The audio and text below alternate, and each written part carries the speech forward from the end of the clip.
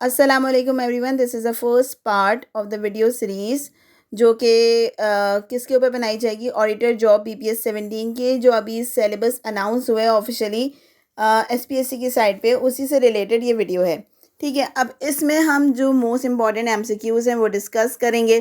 ठीक है, फिर हम ये देखेंगे कि ये जो बेसिक कॉन्सेप्ट, जो रिपीटेड कॉन्सेप्ट हैं, उनका समझना ज़रूरी है, क्योंकि इसके जैसे अगर और एमसीक्यूज़ आ गए तो वो आपको कैसे अटैम्प्ट करने हैं। ज़रूरी तो नहीं है यही एमसीक्यूज़ आ जाएँ, those are repeated one, but हमें क्या करना है, हमें प्रिपेयर करना है। प्रिपेयर के लिए हमें कॉन्सेप्ट्स का क्लियर होना ज़रूरी है। इस वीडियो के अंदर आप जो है ऑलमोस्ट 25 एमसीक्यू सॉल्व करने वाले हैं, और इसके बाद जो वीडियो आएगी उसमें आप कॉन्सेप्ट को समझोगे कि अगर ऐसा कोई कॉन्सेप्ट आएगा तो आप उसको अटैम्प्ट कैसे करोगे। चलें तो let's start with MCQ number 1। Rules and guidelines that company must follow when reporting financial data is called। क्या होता है वो? This is the accounting principle, जिसमें आपको रूल्स एंड गाइडलाइंस को फॉलो करना पड़ता है जब आप कोई भी फाइनेंशियल डेटा को बना रहे होते हो, यानी अकाउंटिंग प्रिंसिपल के तहत करते हो। Which of the following principle provide the definite and the fact basis for assets valuation. तो this is the objectivity principle. ठीक है, जिसके अंदर आपको फैक्ट्स जो है, फैक्चुअल इंफॉर्मेशन को वो इवेल्युएट करना है। Which of the following principle states that the assets are purchase for the use and not for the resale purpose. मतलब ये कौन सा रूल है, कौन सा प्रिंसिपल है जिसमें ये बताया जाता है कि जो आप परचेजिंग कर रहे हो ये रीसेल के लिए नहीं है।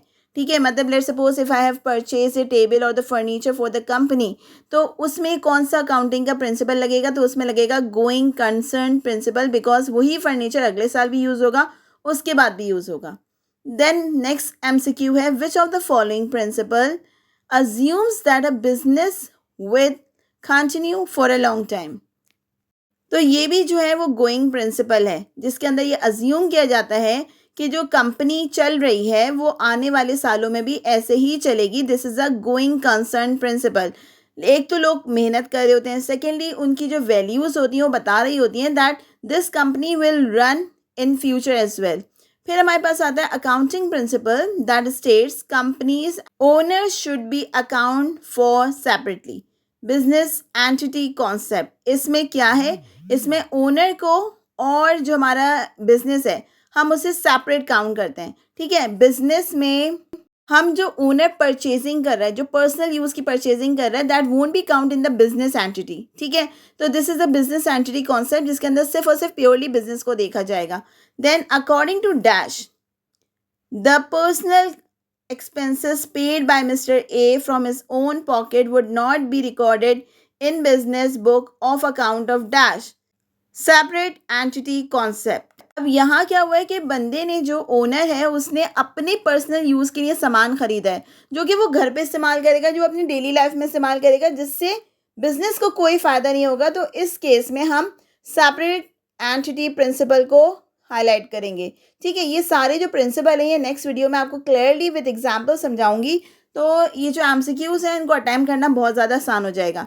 फिर आता है which of the following principle deals with the valuation and recording of the asset at cost. अब यहाँ पे क्या कहा जा रहा है, जब ओनर ने कोई भी परचेजिंग कर ली तो भाई उसकी कॉस्टिंग भी करनी है, उसकी वैल्यूएशन भी निकालनी है कि वो एसेट कितना वर्थ है। तो वो जो किसके अंडर जाता है, अकाउंटिंग के कौन से प्रिंसिपल के अंडर जाता है, वो जाता है कॉस्ट प्रिंसिपल के, क्योंकि हम यहाँ पे एसेट की बात कर रहे हैं। एसेट ने डेफिनेटली कोई कॉस्ट क्रिएट की होगी, तो वो कॉस्ट जो है वो हमें कितना आगे जाके बेनिफिट करेगी। फिर नेक्स्ट एमसीक्यू है, which of the following principle is use for recording an expense. इसमें कह रहे हैं कि भाई कौन से प्रिंसिपल को हम यूज़ करेंगे रिकॉर्डिंग एन एक्सपेंस। तो this is a matching principal, जिसमें हम मैच करेंगे कि कौन से किसके अंडर आया है। अगर ये एक्सपेंस हुआ है तो ये कहाँ पे हुआ है। ठीक है, सम टाइम क्या होता है, फर्नीचर परचेज हो गया, सम टाइम क्या हो गया, आपकी स्टेशनरी परचेज हो गई। तो इनके डिफरेंट जो है ना हेड्स होते हैं, उनके अंदर आपको रिकॉर्डिंग करनी होती है। तो हम क्या करेंगे, इसमें मैचिंग प्रिंसिपल को यूज़ करेंगे और उसमें ही रिकॉर्ड करेंगे जहाँ पे वो एक्सपेंस जनरेट हुआ है। फिर हमारे पास नेक्स्ट एमसीक्यू है, companies not disclosing and imminent bankruptcy would violate the. जो लोग बैंक्रप्सी शो नहीं करते, बिजनेस एंटिटी कॉन्सेप्ट के अंडर वो चीज़ आती है। ठीक है, अगर बैंक लेट्स सपोज कंपनी जो है वो बहुत ही बुरे हाल में चल रही है और वो नहीं बता रही, तो this is the business entity concept.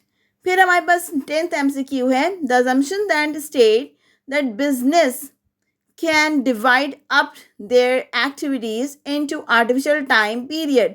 यानी अगर वो कहें कि हम आगे के कुछ सालों में किसी काम को लाइन अप कर दें, ठीक है, हमने आने वाले साल नहीं देखे but we have line up our work, तो इसमें ये आता है कि हम इसे कहते हैं पीरियोडिसिटी अजम्पशन। हमने अज्यूम कर लिया कि ये वाले टास्क आने वाले इतने सालों में हो जाएंगे, ठीक है, this is a periodicity assumption. तो this is the 10th MCQ। अब हम 11 देखते हैं। Assets are recorded at their original purchase price according to the dash। Original purchase price यानी जो हमने परचेजिंग की थी, जिस वक्त उसका अमाउंट था। लेट्स सपोज अगर मैं कहूँ कि मैंने एक फर्नीचर खरीदा था and that cost me ₹1 lakh, ठीक है। अब अगर मैं करंट चेयर की बात करूं तो वही फर्नीचर मुझे 2 लाख में मिल रहा है या 3 लाख में मिल रहा है, बट मैं जो रिकॉर्ड करूंगी वो मैं क्या करूंगी, हिस्टोरिकल कॉस्ट प्रिंसिपल के थ्रू रिकॉर्ड करूंगी, यानी जितना उसने मुझे एक्सपेंस किया था मैं वही चीज़ एक्चुअल रिकॉर्ड करूंगी। Then management concealing important financial information violates the. जो इंपॉर्टेंट फाइनेंशियल इंफॉर्मेशन होती है जिसमें ऑडिटर का काम होता है बेसिकली टू फाइंड आउट, तो हमने कहा कि उस चीज़ को हम क्या कहते हैं, फुल डिस्क्लोजर प्रिंसिपल। हमें ऐसा कुछ भी हाईलाइट यानी फाइनेंशियल डेटा को छुपाना नहीं चाहिए जो कि हमें आगे जाके ट्रबल करे कॉज। फिर है हमारे पास when estimating unearned revenue which principle applies. जो रेवेन्यू अर्न नहीं हुए और हम एस्टिमेट कर रहे हैं कि हमें ये रेवेन्यू अर्न होंगे, तो वो कौन से प्रिंसिपल में आते हैं, तो this is the conservation principle, ठीक है। ये हम क्या कर रहे हैं, कंजर्वेशन प्रिंसिपल। कंजर्व अगर आपको पता हो दिस इज कॉल्ड सेविंग, ठीक है, तो हम ये उसके अंदर डाल रहे हैं। फिर है switching accounting principle every year would violate the. हमने एक प्रिंसिपल जनरेट कर लिया, फिर अगले साल हम उसको चेंज कर रहे हैं, फिर अगले साल उसको चेंज कर रहे हैं, तो ये जो है वो किसके खिलाफ हो जाएगा, कंसिस्टेंसी प्रिंसिपल के खिलाफ हो जाएगा, ठीक है। क्योंकि अगर एक कंपनी बनी है, वो आज एक रूल फॉलो कर रही है, कल वो कोई और सा रूल फॉलो कर रही है अकाउंट्स के लिए, दिस इज नॉट डन, ठीक है। तो हम ये किसके अंदर लेकर आएंगे, consistency. Every work should have consistency, तो हमने कहा कि ये कंसिस्टेंसी प्रिंसिपल के अंडर आएगा। फिर हमारे पास आ रहा है recording expenses and revenue in the same period for which they occur called matching principal. अब यहाँ क्या है, रिकॉर्डिंग एक्सपेंसेस एंड रेवेन्यूज। हमने जो एक्सपेंस किया और जो रेवेन्यू जनरेट हुआ हमने वो दोनों रिकॉर्ड कर लिए इन द सेम पीरियड, हो सकता है एक ही साल के अंदर, इन विच दे अकर कॉल्ड। अब वही बात आ गई मैचिंग प्रिंसिपल। मैंने कहा था कि एवरीथिंग हैज़ डिफरेंट हेड्स, तो हम उस हेड के अंदर क्या करेंगे, मैच करेंगे और ऐड करेंगे। फिर हमारे पास आ रहा है which accounting concept require the amount of goods taken from inventory by the proprietor of the business are treated as drawing। तो यहाँ पे आ गया separate entity। Which accounting concept requires the amount of goods taken from the inventory by the proprietor of a business। ठीक है, business ने क्या किया, businessman ने सोल प्रोप्राइटर ने क्या किया, कुछ चीज़ों को वापस निकाल लिया है, तो ये सेपरेट एंटिटी में आएगा। क्योंकि अब वो उसको किसी भी तरह यूज़ करे, पर्सनल यूज़ करे या कुछ भी करे, तो उसने तो ड्राइंग कर ली ना, उसने अपने पर्सनल यूज़ के लिए किए, तो वो सेपरेट एंटिटी में काउंट होगा, ठीक है। फिर उसके बाद आ रहा है हमारे पास accounting concept which dictate that non current asset should be valued at cost less accumulated depreciation। The accounting concept which dictate that the non-current asset should be valued at cost less accumulated depreciation। depreciation यानी उसकी value को decrease हो जाना, rather than at their enforceable value is। ये कौन सा concept है, accounting concept which dictate the non current asset, जो कि हमारे नॉन करेंट एसेट हैं जो हमें फ़ायदा नहीं दे रहे, ठीक है, वो पड़े हुए हैं। फिर वो क्या है, should be valued at the cost less accumulated depreciation. ऐसी बात है उनकी डेप्रिसिएशन हुई नहीं, दे वरंट इन यूज़, ठीक है, rather than at their enforceable values. तो this is the going concern, क्योंकि वो आगे जाके यूज़ होंगे। Okay, then these MCQs are taken from the past papers और द गाइड बुक्स और द टेक्सचुअल बुक्स, ठीक है, ताकि क्या कर सकते हैं, कोई भी ऐसी चीज़ ना हो जो हमें ना आए। अच्छा, कोई भी एमसीक्यूज़ अटेम्प्ट करने के लिए ज़रूरी नहीं है कि जो एमसीक्यूज़ आप अभी सीख रहे हो उनको याद कर लो। It's better to understand the concept, जैसे आपको गोइंग कंसर्न कॉन्सेप्ट पता होना चाहिए, आपको सेपरेट एंटिटी पता होनी चाहिए। अगर आपको कॉन्सेप्ट को सीखना है तो इसकी नेक्स्ट वीडियो के अंदर I will teach you the whole concept, जिनको हम इन बेसिकली एमसीक्यूज़ के ऊपर अप्लाई कर रहे हैं। फिर हमारे पास नेक्स्ट एमसीक्यू आ रहा है, inventories should be valued at the lower of cost and net realisable value which one of the following accounting concept govern this. यानी हमें क्या करना है, हमें उसकी लो कॉस्ट लगानी है, किसी भी वैल्यू की, किसी भी जो हमने चीज़ ऑन की है, इन्वेंटरीज की हैं, उसकी लो कॉस्ट को अप्लाई करना है। तो ये हमारे कौन कौन से अकाउंटिंग प्रिंसिपल में आता है, प्रूडेंस में आता है, ठीक है। फिर हमारे पास एक और नेक्स्ट एमसीक्यू आ रहा है, which of the following statement about accounting prudence is not correct. यानी आपकी जो गिवन स्टेटमेंट्स हैं जिसके अंदर से मैंने सिर्फ करेक्ट वन चूज़ की है, तो आपको क्या करना है, आपको सिर्फ ये पढ़ना है कि posting is the process of transferring information from ledger account to the journal। अगर आपको ये पोस्टिंग पता हो कि व्हाट इज़ पोस्टिंग, तो पोस्टिंग क्या कर रहे होते हैं, हम लेजर से जर्नल के अंदर इंफॉर्मेशन को ट्रांसफ़र कर रहे होते हैं। पहले हम लेजर बनाते हैं और फिर हम जर्नल बनाते हैं। जिसने अकाउंटिंग करी है, जिसने अकाउंटिंग की प्रैक्टिस की है, उसे ये अच्छी तरह पता है, ठीक है। तो ट्रांसफ़र जो हम कर रहे होते हैं इन्फॉर्मेशन को, जो हमारी वैल्यूज़ हैं उनको ट्रांसफ़र कर रहे होते हैं, हम उसे कहते हैं पोस्टिंग। फिर हमारे पास आ रहा है, accounting is called the language of business because. Accounting को बिजनेस लैंग्वेज क्यों कहा जाता है, तो इसका आंसर है, it helps to organise and communicate financial information to end user. यानी जो एंड यूज़र है, यानी जो आपका कस्टमर है, या फिर आप कह लो कि आपका जो सोल प्रोप्राइटर है, उसके पास क्लियर इन्फॉर्मेशन जाए, या कंपनी की जो वैल्यू लोग परसीव कर रहे होते हैं उनको एक क्लियर पिक्चर मिले, तो this is the business language. फिर हमारे पास आ रहा है कि which of the following explains the debit and credit rule relating to recording revenue and expenses. यानी विच ऑफ द फॉलोइंग, कौन सा कॉन्सेप्ट है जो एक्सप्लेन करेगा डेबिट एंड क्रेडिट रूल्स को, जो क्या शो कर रहे होते हैं, जो रेवेन्यू शो कर रहे होते हैं और एक्सपेंस शो कर रहे होते हैं। ऑफ कोर्स अगर आपके अकाउंट में कुछ डेबिट हुआ है, ठीक है, it means you are creating a revenue. और अगर आपने कोई परचेजिंग की है और आपने विड्रॉल लिया है, तो दैट कॉज एन एक्सपेंस, ठीक है।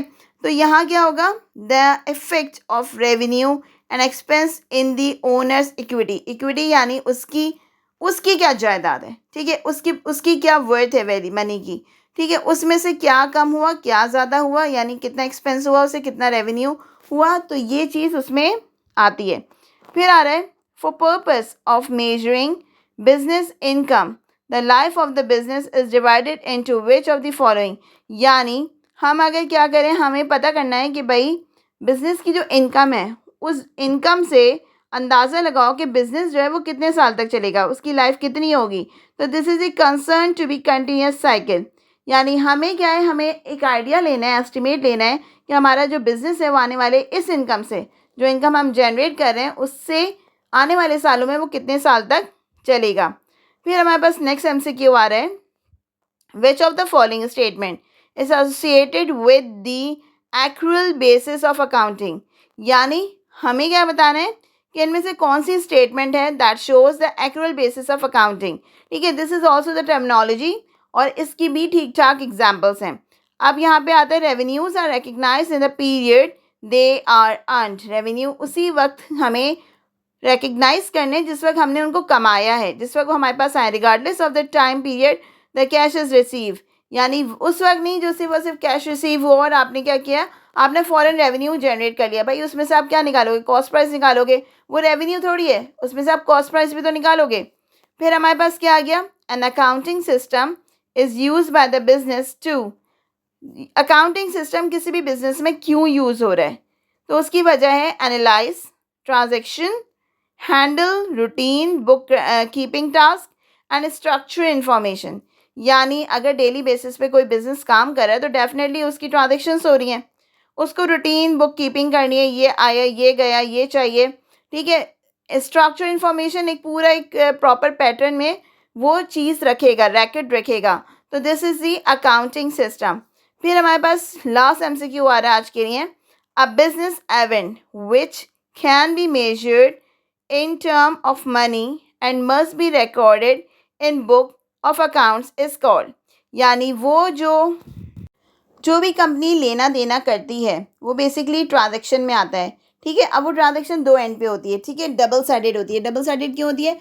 अगर आपने किसी चीज़ के लिए पैसे पे किए हैं तो आपने उसके अगेंस्ट में कुछ लिया भी होगा। आई होप कि आपको पार्ट 1 समझ में आया हो। डेफिनेटली जब तक आपके कॉन्सेप्ट क्लियर नहीं होंगे तो इतना कुछ खास आई डोंट थिंक सो कि आप रट्टा तो लगा सकते हो लेकिन समझ नहीं सकते, ठीक है। तो उसके लिए आपको सेकेंड पार्ट इसका ज़रूर देखना है जिसके अंदर मैं सारे कॉन्सेप्ट्स को थरली समझाने वाली हूँ। Thank you. अल्लाह हाफ़िज़।